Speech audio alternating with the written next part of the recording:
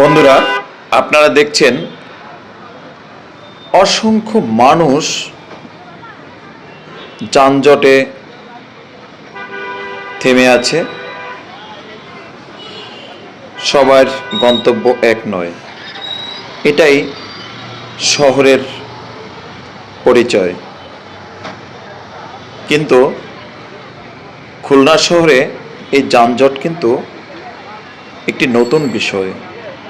এটি কিন্তু আগে, অর্থাৎ আজ থেকে যদি আমরা 5 বছর বা 10 বছর আগে যাই, তখন কিন্তু এখনকারের মতো তখনকারে যানজট ছিল না।